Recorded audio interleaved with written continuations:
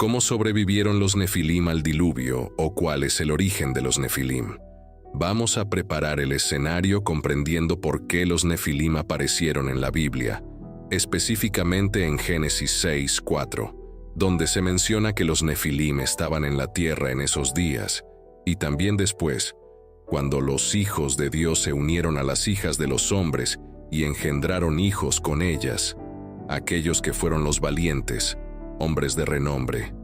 Esta breve mención ha desencadenado debates interminables y teorías sobre si los Nefilim son ángeles caídos, seres celestiales o simplemente hombres de gran estatura y poder. En Génesis 6 hay una referencia a la descendencia resultante de la relación entre los hijos de Dios y las hijas de los hombres. Es notable que hubiera gigantes en la tierra antes del diluvio, y eran notables debido a la maldad en su linaje familiar. El contexto sugiere que los Nefilim eran el resultado de la unión entre seres espirituales y humanos.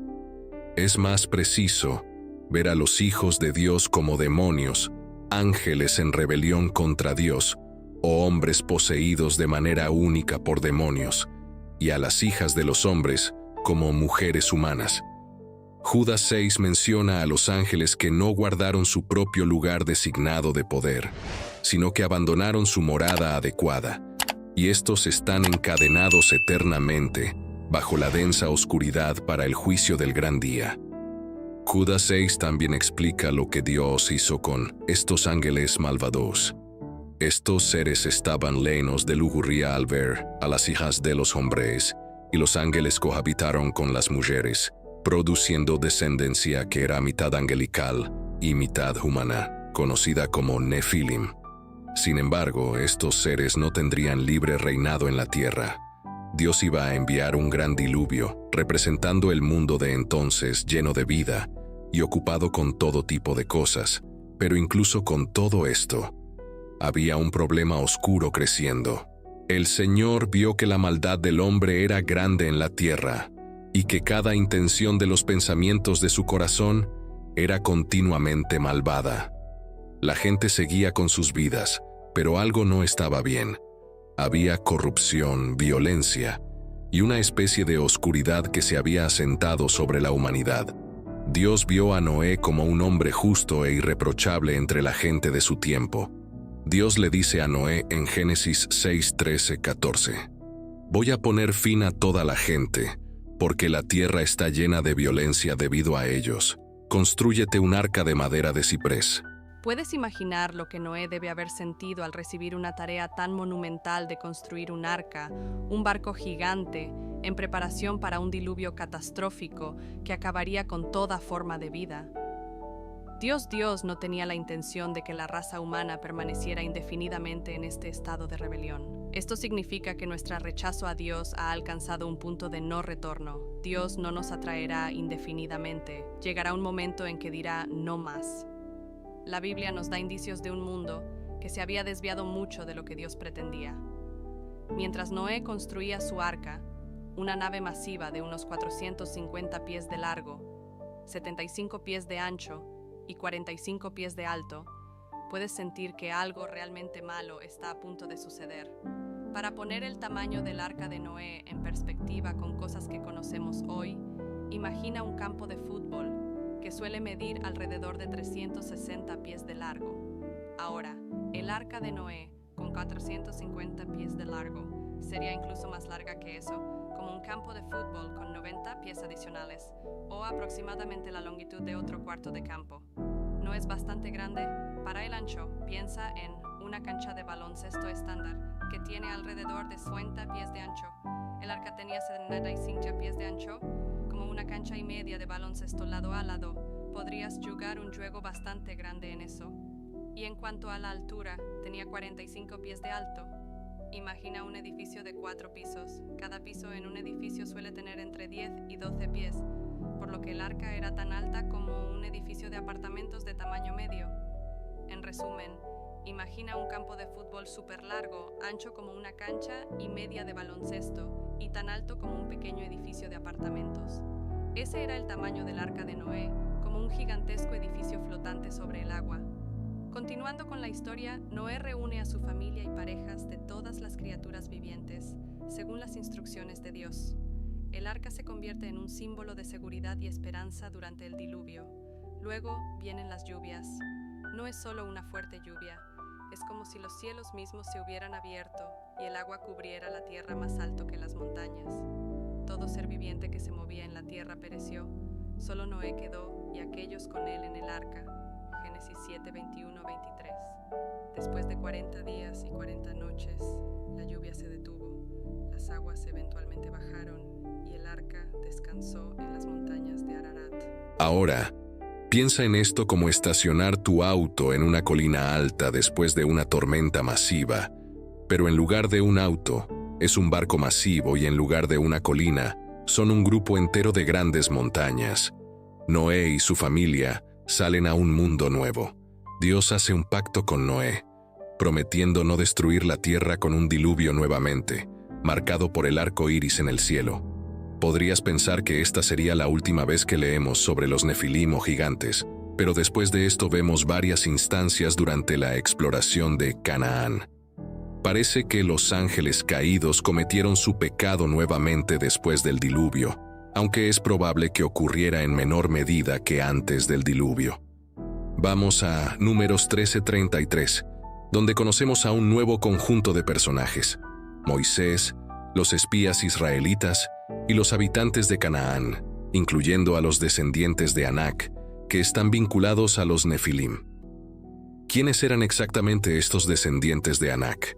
La Biblia los presenta durante la historia de Moisés, enviando a 12 espías para explorar la tierra de Canaán. Los espías regresan con un informe impactante. Vimos allí a los nefilim, los descendientes de Anac. Nosotros nos sentíamos como langostas ante ellos, y así nos veíamos a nosotros mismos. Este versículo sugiere que los descendientes de Anac estaban relacionados con los nefilim, conocidos por su gran tamaño y fuerza. Moisés, liderando a los israelitas fuera de Egipto, envía espías para explorar la tierra prometida. Los espías regresan aterrados, diciendo: «Espera, ¿no acabamos de decir que los nefilim fueron eliminados en el diluvio?» En el Antiguo Testamento, el gigante se refiere comúnmente con la palabra rame, y los refaítas sirven como un fascinante y significativo motivo recurrente en toda la narrativa del Antiguo Testamento. ¿Dónde menciona la Biblia a los refaítas? Los refaítas se mencionan por primera vez en Génesis 14, y también se mencionan junto con otras personas grandes en Deuteronomio 2, 20, 21. Se los considera la tierra de los refaítas porque ellos habitaban allí anteriormente, pero los amonitas los llaman Samsumines, un pueblo tan grande, numeroso y alto como los anaquitas. Sin embargo, el Señor los destruyó antes que ellos, y los desposeyeron, estableciéndose en su lugar. El nombre refaítas, que literalmente significa los terribles, nos da una indicación de la naturaleza imponente y temible de estas personas. Esta no es la única vez que vemos a estos gigantes después del diluvio. En Deuteronomio 3, hay una historia interesante sobre el rey Og de Basán, un gigante. Og es referido como el último de los refaítas en Deuteronomio 3:1, y más tarde en los libros de Números y Josué. Rame es la palabra hebrea para gigantes. En los días de Moisés, Og, rey de Basán, era un poderoso e infame rey amorreo de Basán que reinaba en Astarot. Luchó contra los israelitas en su camino hacia la tierra prometida, y los israelitas tuvieron que enfrentarse al rey Og de Basán, quien envió todo su ejército contra Israel. Los israelitas avanzaron hacia Basán, donde el rey Og los confrontó en Ed. Debido a la reputación de Og, los israelitas estaban aterrados. «No tengas miedo de él, porque lo he entregado en tus manos junto con todo su ejército y su tierra», aseguró Dios a Moisés. El libro de Deuteronomio incluye la narrativa de un conflicto entre las fuerzas lideradas por Moisés y las lideradas por Og. Según el relato bíblico, Og gobernaba 60 ciudades amuralladas, todas las cuales fueron tomadas por los israelitas, Israel derrotó a todas las fuerzas y conquistó las 60 ciudades en el reino de Og, que tenían las mismas altas murallas que Sans, demostrando que cuando Dios entregaba un enemigo a su pueblo, incluso ciudades fortificadas no eran rival para el enemigo. Además, Og era un hombre de gran tamaño, que dormía en una cama de hierro de 9 cúbitos de largo y 4 cúbitos de ancho, 3,5 pies de largo y 6 pies de ancho. Este detalle resalta la estatura masiva de Og. Un hombre que necesitaba una cama de este tamaño seguramente era alto. Israel destruyó toda la población y tomó el control de las 60 ciudades en el reino, que tenían las mismas altas murallas que Sans, confirmando que cuando Dios decidía entregar un enemigo a su pueblo, las ciudades amuralladas no eran rival. Más tarde, en la ciudad de Jericó, se demostraría de manera espectacular esta verdad. Según Deuteronomio 3:1, Og era descendiente de los Refaitas, indicando que era un hombre de gran estatura o gigante. Su cama colosal se hizo famosa y sin duda se conservó como un recuerdo. Josué 12:4 menciona el territorio de Og, rey de Basán, como uno de los remanentes de los Refaitas que vivían en Ashtarot y en Ed. Después, nos encontramos con otro gigante, el más conocido en la historia, Goliat. Según la Biblia, era un campeón del campamento filisteo que luchaba como un guerrero blindado. Vestía una cota de malla, una especie de tela grande con anillos de bronce superpuestos desde el hombro hasta la rodilla. Este tipo de armadura pesaba 5,000 siclos de bronce, lo que equivale a entre 175 y 200 libras en términos modernos. El equipo de Goliat incluía un casco de bronce, grebas para proteger sus espinillas y llevaba una jabalina o lanza de bronce entre sus hombros. Algunos estudiosos creen que Goliat, el hitita de Gat, pertenecía a una raza conocida como los Nefilim, mientras que otros argumentan que Goliat era un refaíta porque los Nefilim fueron destruidos en el gran diluvio durante la época de Noé. Solo la familia de Noé sobrevivió. Algunos estudiosos creen que los filisteos descendían de los anaquitas, y el estatus de campeón de Goliat se ve reforzado por el hecho de que Gat era una antigua fortaleza anaquita. Algunos científicos creen que Goliat tiene un árbol genealógico identificable, lo que implica una herencia autosómica dominante que causa acromegalia o gigantismo familiar. También se mencionan otros gigantes en 2 Samuel 21:15-22 y 1 Crónicas 20:4-8, que están relacionados con Goliat en la Biblia. Este evento ocurrió cuando David era anciano, 2 Samuel 21. Hubo guerra nuevamente en Gat, donde había un hombre de gran estatura con 6 dedos en cada mano y 6 dedos en cada pie, en total 24.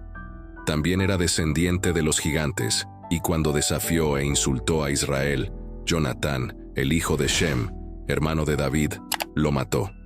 Estos 4 guerreros eran descendientes del gigante en Gat, y cayeron a manos de David y sus siervos. Dado que Goliat era de Gat, estos eran hijos o hermanos de Goliat. Pero aquí está la gran pregunta. Si los Nefilim estaban presentes antes del gran diluvio, y el diluvio eliminó a todos excepto a Noé y su familia, ¿cómo podrían los descendientes de Anak, que están vinculados a los Nefilim, estar presentes después del diluvio? Cuando consideramos el diluvio, leímos que borró de la faz de la tierra todo ser viviente. Génesis 7:23. Este versículo deja claro que el diluvio fue increíblemente completo en su destrucción. Entonces, ¿cómo podrían los Nefilim haber sobrevivido a un evento tan catastrófico? Existen diferentes opiniones al respecto. Algunos sugieren que los Nefilim, mencionados después en Génesis, eran un nuevo grupo no relacionado con los que existieron antes del diluvio. Otros proponen que el término Nefilim podría no referirse a una línea específica, sino más bien a un título o descripción dada a gigantes o guerreros poderosos en diferentes épocas. También es posible que después del diluvio, los demonios se relacionaran nuevamente con mujeres humanas, dando como resultado más nefilim. Incluso es posible que algunas características de los nefilim se transmitieran a través de la descendencia de una de las nueras de Noé. Otra perspectiva se encuentra en el libro de Números 13:33, donde se mencionan nuevamente los nefilim mucho después del diluvio. Los espías enviados por Moisés para explorar la tierra de Canaán informaron: allí vimos a los gigantes, los descendientes de Anac, que vienen de los gigantes, y éramos como langostas ante nuestros propios ojos, y así también éramos ante sus ojos. Este pasaje sugiere que ni los nefilim, ni un grupo similar de gigantes.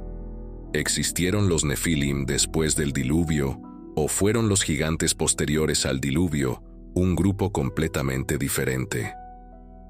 Al reflexionar sobre este misterio, nos recuerda las muchas historias interesantes y personas en la Biblia, despertando nuestro deseo de aprender más, hacer preguntas y ser curiosos. Según algunas teorías consideradas por estudiosos y entusiastas de la Biblia, se sugiere que nefilim podría no referirse a un grupo específico de personas, sino más bien ser un término utilizado para describir a guerreros grandes y poderosos en general. Por lo tanto, los descendientes de Anac podrían no ser descendientes directos de los nefilim antediluvianos, sino simplemente similares en estatura y fuerza. Otra idea es que algo similar ocurrió nuevamente después del diluvio, donde los hijos de Dios descendieron a la tierra y crearon un nuevo grupo de nefilim. Esto podría explicar por qué había personas gigantes, como los descendientes de Anac en Canaán. Una teoría menos popular sostiene que el gen de los nefilim de alguna manera sobrevivió a través de uno de los miembros de la familia de Noé. Es un poco arriesgado, pero algunas personas piensan que tal vez las esposas de los hijos de Noé llevaban este gen. Desde esta perspectiva, la historia no trata sobre gigantes físicos, sino sobre desafíos morales y espirituales. Los gigantes representan los obstáculos significativos que los israelitas tuvieron que superar en su viaje de fe. Entonces, ¿cómo encajan estas piezas? Por un lado, tenemos a Noé y su familia, los únicos sobrevivientes humanos del diluvio. Por otro lado, siglos después, hay una mención de los nefilim o sus descendientes en Canaán. ¿Por qué enviaría Dios el diluvio si sabía que el pecado seguiría existiendo después de él? Profundicemos en esto utilizando Génesis 6:1-7 como nuestra guía. Una idea es que la cantidad de maldad que ocurrió en la época de Noé era increíblemente alta, mucho más de lo habitual. No era simplemente maldad común, era una maldad constante y consumidora. Quizás nuestro mundo actual, con todos sus problemas, aún no se compara con lo malo que era en aquel entonces. Otra idea es que toda la situación con los hijos de Dios, los nefilim y su descendencia, era súper problemática. Es como si el diluvio estuviera dirigido específicamente a esta forma extrema de maldad que se había desarrollado. Hay una imagen más grande aquí. 1 Corintios 10:1 nos dice que estas historias son advertencias. Incluso Jesús habla de los días de Noé en Mateo 24:37-39, diciendo que así como la gente en aquel entonces no vio venir el diluvio, muchas personas no verán su regreso. Entonces, el diluvio fue un enorme botón de reinicio para un mundo sumido en el pecado, pero también fue una señal de advertencia para las generaciones futuras. Es como si Dios dijera: miren lo que sucedió. En aquel entonces no cometan los mismos errores. Dios sabía que el diluvio no iba a resolver el problema del pecado para siempre. Ahí es donde entra Jesús. El diluvio fue parte de un plan más grande que eventualmente llevaría a la venida de Jesús para lidiar con el pecado de una vez por todas. Colosenses 2:15 habla de cómo Jesús derrotó a los poderes del mal. Al final, el plan de Dios es mucho más grande que solo el diluvio. Mira hacia un futuro donde no habrá más pecado, no habrá más dolor, un nuevo cielo y una nueva tierra, como dice Apocalipsis 21:1. El diluvio fue un paso en ese plan, un reinicio difícil en un tiempo de maldad inimaginable, pero también una señal que nos señala hacia la necesidad de un Salvador y la promesa de un mundo mejor por venir. La guerra espiritual, los Nefilim y el gran diluvio son más que solo historias antiguas. Ofrecen lecciones valiosas en la guerra espiritual que son relevantes para nosotros hoy en día. Así como los Nefilim fueron parte de los problemas físicos y espirituales de ese tiempo, nosotros también enfrentamos desafíos que no son solo físicos, sino espirituales. La unión de los hijos de Dios y las hijas de los humanos resultó en caos, mostrando cómo apartarse del camino de Dios puede llevar a consecuencias graves. De la misma manera, cuando vamos en contra de la voluntad de Dios para nuestras vidas, puede tener un impacto significativo en nuestra vida espiritual.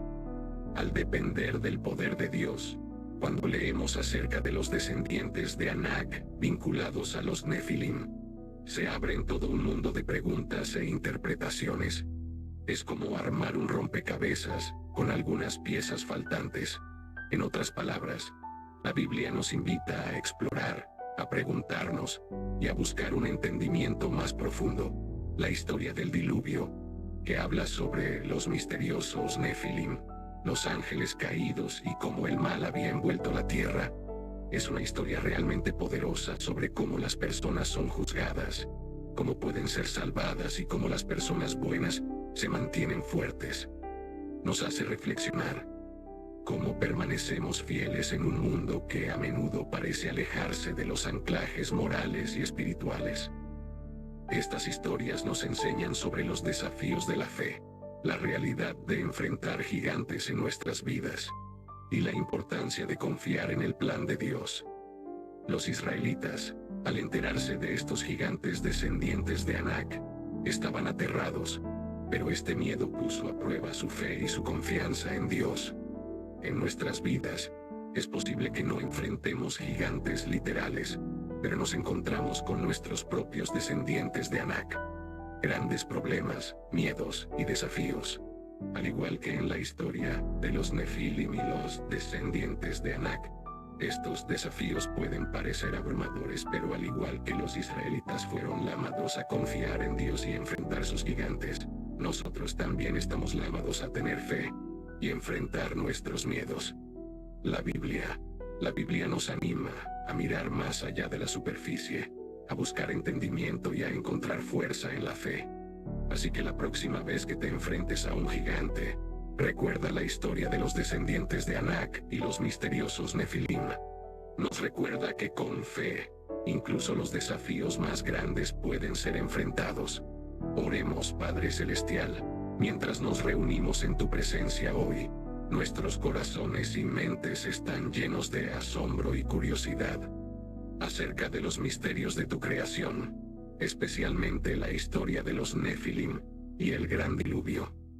Esta antigua historia rodeada de misterio nos habla de tu poder, tu justicia y la fortaleza perdurable de la fe frente a desafíos abrumadores. Señor, reconocemos que al igual que Noé enfrentó la inmensidad del diluvio, nosotros también enfrentamos inundaciones en nuestras vidas, inundaciones de dudas, miedo e incertidumbre. Vemos los gigantes en nuestro propio mundo, desafíos que parecen imposibles de superar, y a menudo nos sentimos tan pequeños e impotentes como los israelitas lo hicieron a la sombra de los Nefilim. Sin embargo, a través de estas historias, nos enseña sobre la resistencia y el poder de una fe firme. Oramos por la fuerza para enfrentar nuestros gigantes, no con miedo, sino con el coraje y la convicción que provienen de saber que estás con nosotros. Así como guiaste a Noé para construir el arca y lideraste a los israelitas hacia la tierra prometida, guíanos a través de nuestras luchas y llévanos a un lugar de paz y estabilidad. Padre, en la historia de los Nefilim y el diluvio, recordamos tu soberanía sobre toda la creación. Eres el dueño del universo y nada escapa a tu control. Enséñanos a confiar en tu plan divino, incluso cuando está más allá de nuestra comprensión. Ayúdanos a recordar que, al igual que Noé, Nuestra fe y obediencia pueden convertirse en refugio en tiempos de dificultad. Pedimos sabiduría, Señor, para discernir las lecciones que quieres que aprendamos de estas historias. No permitas que nos perdamos en los detalles, sino que encontremos el significado más profundo y la orientación moral que ofrecen. En la historia de los Nefilim, que veamos un reflejo de nuestras propias batallas espirituales y la importancia de mantenernos firmes en nuestra fe. Oramos por humildad para aceptar que hay cosas en esta vida y en tu palabra que quizás no entendamos completamente. Al igual que el misterio de los Nefilim y el diluvio despiertan nuestra curiosidad, que también profundicen nuestra fe, que abracemos los misterios de nuestra fe con un corazón abierto al aprendizaje y un espíritu dispuesto a ser guiado por ti. En momentos de duda y confusión, cuando nos sentimos abrumados por las inundaciones de la vida, recuérdanos tu promesa a Noé, una promesa de tu fidelidad en el amor. Que el arco iris sea también un signo para nosotros de tu pacto, un recordatorio de que, sin importar cuán grande sea la inundación, siempre estás con nosotros. Dios, pedimos el coraje de ser como Noé en nuestro propio mundo. Concédenos la integridad para defender lo que es correcto, incluso cuando nos separa en un mundo donde las cosas siempre están cambiando y no estamos seguros de lo que sucederá a continuación. Permítenos ser como luces brillantes que muestran a todos tu verdad y amor inalterables. Danos la fuerza para construir nuestras arcavidas fundamentadas en la fe, la esperanza y el amor, para que podamos superar cualquier tormenta. Al reflexionar sobre la historia de los Nefilim y el diluvio, nos inspira a mirar más allá de nuestros miedos y dudas. Nos anima a ver cada desafío como una oportunidad para crecer más fuertes en nuestra fe y más cerca de ti. Que estas antiguas historias sigan enseñándonos, guiándonos y recordándonos tu presencia eterna en nuestras vidas. Finalmente, Señor, pedimos tu bendición para cada persona aquí hoy. Que podamos salir de este lugar renovados en espíritu, fortalecidos en la fe e inspirados para enfrentar nuestros gigantes con valentía. Ayúdanos a recordar que contigo nada es imposible y que ninguna inundación es demasiado grande para superar. En el nombre de Jesús, oramos. Amén. ¿Por qué Dios no perdona a los ángeles caídos y a Satanás, explicando la rebelión de Satanás? Implica abordar 3 enigmas complejos. Vamos a desglosarlos en términos más simples y discutir cómo se relacionan entre sí. Enigma 1. Si Satanás fue creado completamente bueno por Dios, ¿cómo cometió un acto pecaminoso? Imagina que creas un robot perfectamente funcional, diseñado para hacer cosas buenas. Un día, el robot hace algo terrible. Te preguntarías cómo podría suceder si fue creado perfectamente. Este es el enigma con Satanás, cómo un ángel perfectamente creado eligió hacer el mal. A menudo se sugiere que, aunque Satanás fue creado bueno, tenía libre albedrío. Este libre albedrío le permitió tomar decisiones de manera independiente, incluida la elección de rebelarse. No es una falla en la creación de Dios, sino una parte de la libertad dada a todos los seres inteligentes, origen de los ángeles caídos.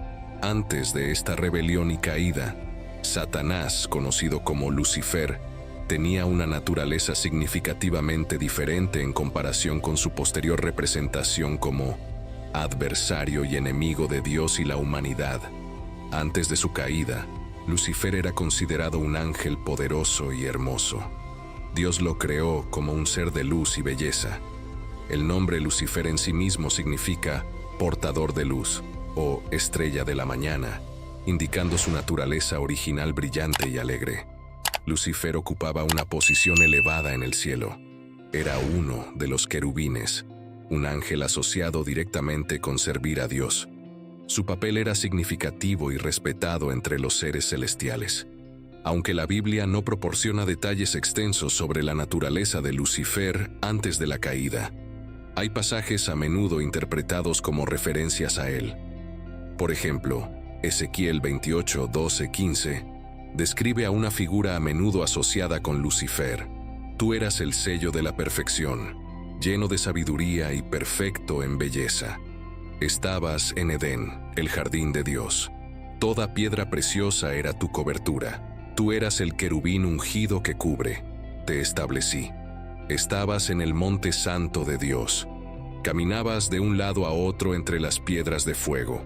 Eras perfecto en tus caminos desde el día en que fuiste creado hasta que se halló iniquidad en ti. Este pasaje proporciona información sobre la naturaleza de la rebelión de Lucifer y sus consecuencias, ayudándonos a comprender el tema más amplio de la naturaleza imperdonable del pecado de los ángeles caídos. Estos resaltan la belleza y sabiduría de Lucifer, adornado con piedras preciosas y con un lugar especial en la creación de Dios, indicando su alto estatus y la estima en la que se le tenía. Fue la personificación de la perfección, llena de sabiduría y belleza. Esta descripción sugiere que antes de rebelarse contra Dios, Lucifer era una creación perfecta sin defectos. Como querubín ungido, Lucifer tenía una posición privilegiada y única en la presencia de Dios. Este papel representa una gran confianza y honor en el reino celestial. A pesar de su perfección inicial, se encontró pecado y maldad en Lucifer. Esto sugiere que la raíz de su caída fue algo dentro de él, tradicionalmente interpretado como orgullo y un deseo de ser igual o superior a Dios. La caída de Lucifer destaca el concepto de libre albedrío en la Biblia. A pesar de ser creado perfecto y ubicado en una posición de honor, eligió rebelarse contra Dios.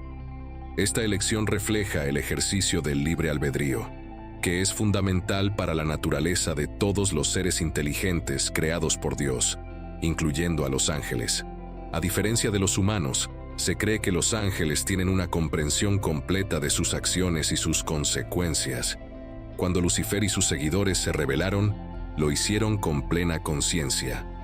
Esta decisión irrevocable tomada a la luz del conocimiento completo es una razón clave por la cual su pecado no puede ser perdonado. El pecado de Lucifer y de los ángeles caídos no es de ignorancia o debilidad, sino una rebelión deliberada y consciente contra la soberanía y la santidad de Dios. Se ve como un alejamiento final del Creador, a diferencia del pecado humano, que a menudo surge de la ignorancia o debilidad y puede arrepentirse. En el contexto de la justicia divina, la naturaleza imperdonable del pecado de los ángeles caídos refleja el juicio justo de Dios. Su pecado es una rebelión directa y consciente contra la soberanía y la santidad de Dios. La misericordia de Dios se extiende a aquellos que pecan en la ignorancia y buscan el arrepentimiento, una condición que no se aplica a Lucifer y a los ángeles caídos. La narrativa de la redención se centra en Jesucristo y está diseñada explícitamente para la humanidad. A diferencia de los ángeles, los humanos pecan sin un conocimiento completo y tienen la capacidad de arrepentirse y cambiar genuinamente. Esta distinción es crucial para entender por qué se ofrece la redención a los humanos, pero no a los ángeles caídos. La causa principal de la caída de Lucifer fue el orgullo. Isaías 14 de 12-15 es otro pasaje a menudo vinculado a la rebelión de Lucifer. ¿Cómo has caído del cielo, lucero de la mañana, hijo de la aurora? Has sido arrojado a la tierra, tú que debilitabas a las naciones. Tú que decías en tu corazón, subiré al cielo, en lo alto, junto a las estrellas de Dios, levantaré mi trono y me sentaré en el monte de la asamblea, en el extremo norte. Subiré por encima de las alturas de las nubes, me haré semejante al Altísimo. De Dios también me sentaré en el monte de la congregación en los confines del norte. Ascenderé por encima de las alturas de las nubes, seré semejante al Altísimo. La ambición de Lucifer de ser como o superior a Dios llevó a su caída. Su deseo de ascender al nivel de Dios o ser adorado como Él fue su perdición.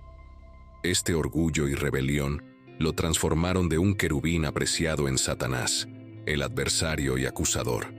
Después de su rebelión, Lucifer fue expulsado del cielo, convirtiéndose en Satanás, el líder de los ángeles caídos. Esta caída marcó una transformación completa, pasando de ser un ser de luz y belleza a uno asociado con la oscuridad y el mal. Para entender por qué Dios no perdona a los ángeles caídos y a Satanás, es esencial saber si los ángeles pueden arrepentirse. Esto nos llevaría a examinar la naturaleza de los ángeles, la naturaleza del pecado y el arrepentimiento, y cómo difieren de las experiencias humanas. Naturaleza de los ángeles. Los ángeles y los humanos son creaciones distintas de Dios. Son seres espirituales creados por Dios, cada uno con roles y características únicas. Los ángeles están en la presencia de Dios y le sirven directamente, mientras que los humanos tienen una relación más compleja con Dios que implica fe, pecado, redención y el potencial de una relación personal e íntima con Dios a través de Jesús. Alabanzas a Dios. Alábenlo todos sus ángeles, alábenlo todos sus ejércitos celestiales, alábenlo sol y luna, alábenlo estrellas luminosas, alábenlo los cielos de los cielos y las aguas que están sobre los cielos, que alaben al nombre del Señor, porque Él dio la orden y fueron creados. Salmo 148, 2, 5. Esto nos dice que los ángeles, al igual que todo en la creación, fueron creados por el mandato de Dios. A diferencia de los humanos, que son físicos y espirituales, los ángeles son seres puramente espirituales. La Biblia los llama espíritus ministradores enviados para servicio a favor de los que heredarán la salvación. Hebreos 1:14. Naturaleza espiritual de los ángeles. Los ángeles no tienen cuerpos físicos como los humanos. Aunque son seres espirituales, pueden aparecer en forma humana, como se narra en Génesis 19:1-5, cuando los ángeles visitaron a Lot en Sodoma. A menudo se dice que los ángeles tienen una apariencia única, misteriosa e impresionante. Por ejemplo, en Isaías 6:2 se describe a los serafines, una especie de ángel, que tiene 6 alas, mostrando su extraordinariedad. Roles de los ángeles. Los ángeles desempeñan diversos roles, como mensajeros de Dios, Lucas 1:26-38, donde Gabriel anuncia el nacimiento de Jesús a María. Protectores, Salmo 91:11, porque Él dará órdenes a sus ángeles acerca de ti, para que te cuiden en todos tus caminos. Y adoradores de Dios, Apocalipsis 5:11-12. Jerarquía de los ángeles. La Biblia sugiere una jerarquía entre los ángeles, como se señala en Judas 1:9. Se refiere a Miguel como el arcángel. Otros tipos de ángeles incluyen los serafines, conocidos por su adoración a Dios, como se ve en Isaías 6, y los querubines, que custodiaban la entrada al jardín del Edén según Génesis 3:24. Cuando los ángeles tomaron la decisión de seguir o rebelarse contra Dios, lo hicieron con pleno conocimiento y comprensión. Sin embargo, los humanos a menudo toman decisiones morales con conocimiento limitado y son propensos a errores y pecados, ya que poseen libre albedrío, como se evidencia en la rebelión de Lucifer, luego Satanás y otros ángeles. Esta rebelión se interpreta como la caída de Satanás. Aunque los ángeles poseen un conocimiento y sabiduría mayores que los humanos, no son omniscientes como Dios. 1 Pedro 1:11-12 sugiere que los ángeles sienten curiosidad por la salvación humana, indicando que hay cosas que nosotros, como humanos, no conocemos. Los ángeles interactúan con los humanos como mensajeros o agentes de Dios. Ofrecen orientación, entregan mensajes, brindan protección y, a veces, intervienen en asuntos humanos según la voluntad de Dios. Un ejemplo se encuentra en Hechos 12:6-11, donde un ángel ayuda a Pedro a escapar de la prisión. A pesar de su existencia inmortal, los ángeles no son independientes, sino seres creados que deben su existencia a Dios. Aunque poseen poder y conocimiento, No son todopoderosos ni omniscientes. Sirven bajo la autoridad de Dios y actúan según su voluntad. La adoración a los ángeles está prohibida, como aclara Apocalipsis 22, 8, 9, cuando un ángel le dice a Juan que adore a Dios y no a él. Los ángeles desempeñan un papel en la historia de la salvación humana, anunciando el nacimiento de Jesús, protegiendo y guiando a figuras clave. Nos acercamos hoy ante ti, Padre Celestial, Creador de todo lo que se ve y no se ve, con corazones humildes, buscando sabiduría y comprensión en los misterios de tu divino plan. Reconocemos tu infinita sabiduría y tu amor inagotable que resplandece sobre nosotros cada día. Mientras reflexionamos sobre las profundidades de tu perdón, nuestras mentes se enfrentan a la difícil pregunta de por qué los ángeles caídos, incluidos Satanás, parecen excluidos de tu gracia. Señor, reconocemos que nuestra comprensión es limitada y que hay aspectos de tu divina voluntad que permanecen más allá de nuestra comprensión. Sin embargo, en nuestra búsqueda de entendimiento, buscamos tu guía. Ayúdanos a comprender, aunque sea en pequeña medida, la naturaleza de tu justicia y misericordia y cómo existen armoniosamente en tu divino reino. Estamos agradecidos, oh Señor, por la misericordia que nos extiendes a pesar de nuestras imperfecciones y nuestra tendencia a apartarnos de tu camino. Nos ofreces redención y la oportunidad de regresar a tu amor.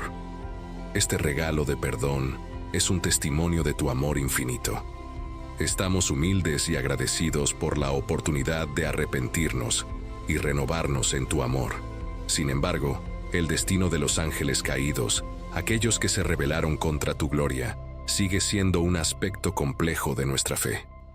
Reconocemos que estos seres, una vez puros y cercanos a ti, eligieron un camino alejado de tu luz. Sus acciones, nacidas del libre albedrío, los llevaron lejos de tu gracia. En esto vemos un reflejo de la importancia del libre albedrío, un regalo que has dado a toda tu creación y la responsabilidad que conlleva.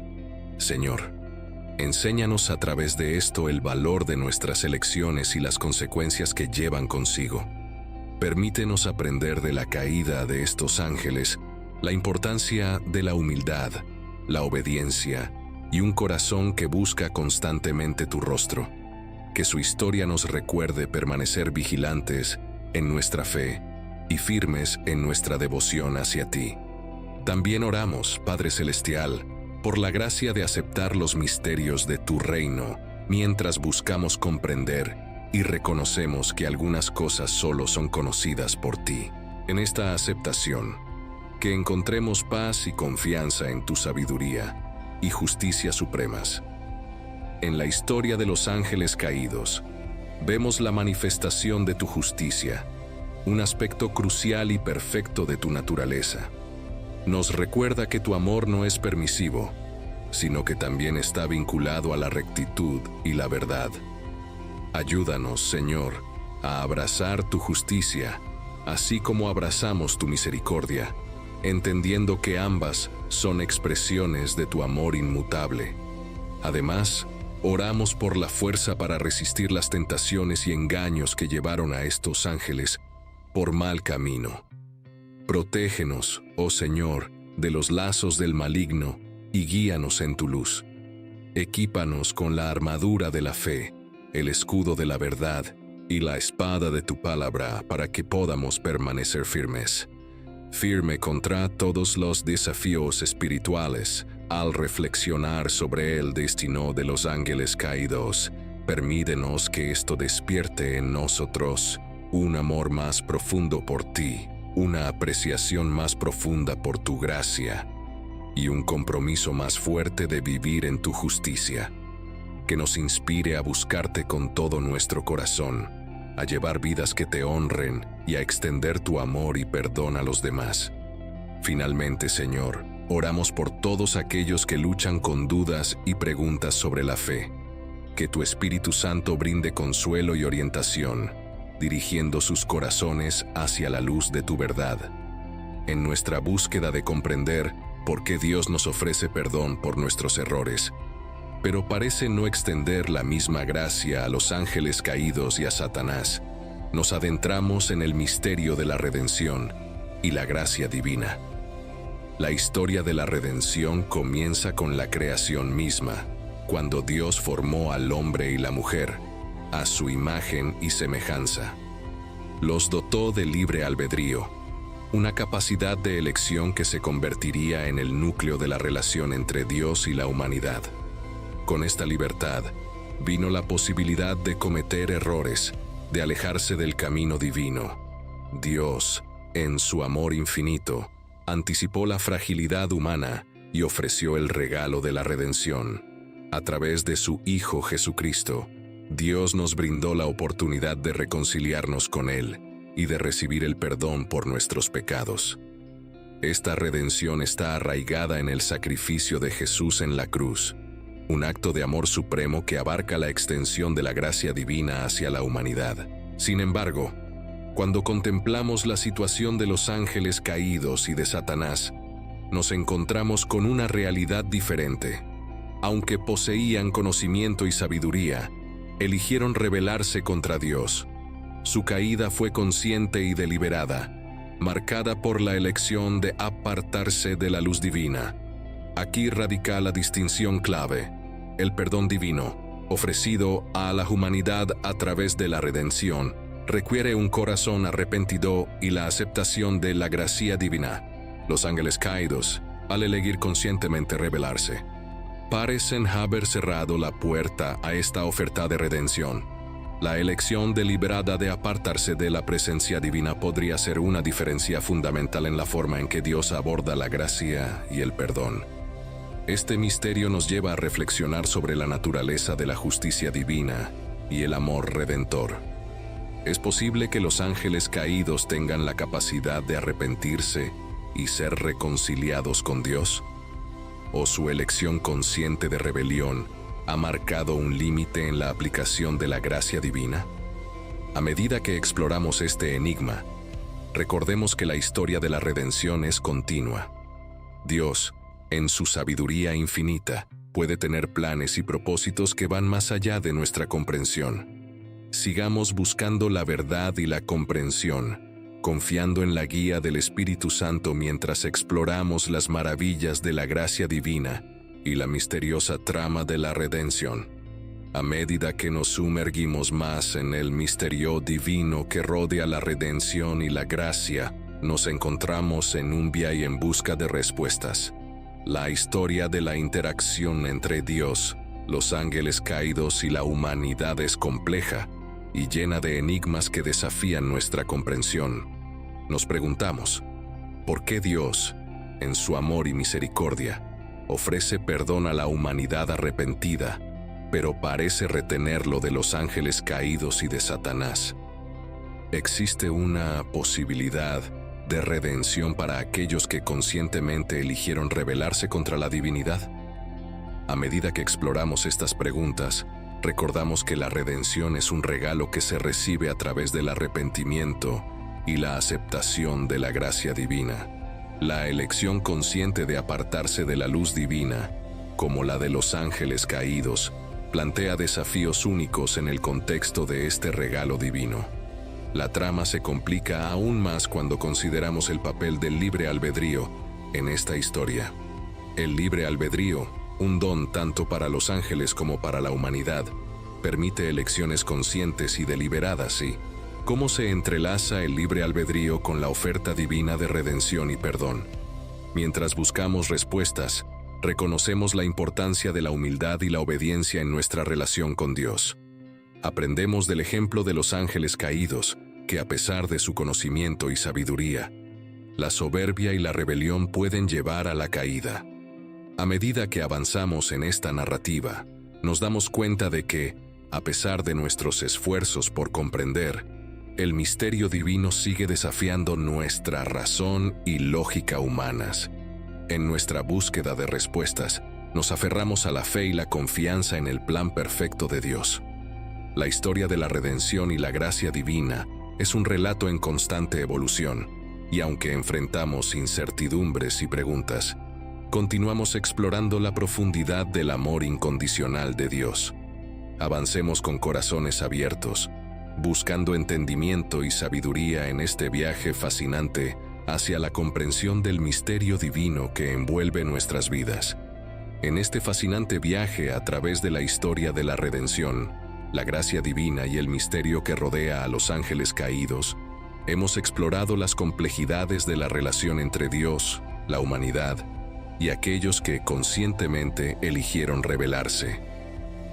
Aunque muchas preguntas permanecen sin respuesta, nuestra búsqueda de entendimiento nos ha llevado a reflexionar sobre la importancia del arrepentimiento, la aceptación de la gracia divina y la humildad en nuestra relación con lo divino. Queridos amigos, los invito a compartir en los comentarios sus reflexiones y lo que han aprendido de esta historia intrigante.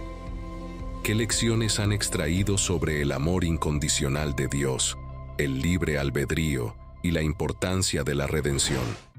Sus comentarios son valiosos y enriquecen nuestra comunidad. Si esta narrativa ha resonado contigo y te ha inspirado a reflexionar sobre la complejidad de la fe, te animo a dejar un like y suscribirte al canal para no perderte futuras exploraciones de temas fascinantes. Juntos, continuemos este viaje de descubrimiento espiritual y crecimiento. Hasta la próxima historia, amigos.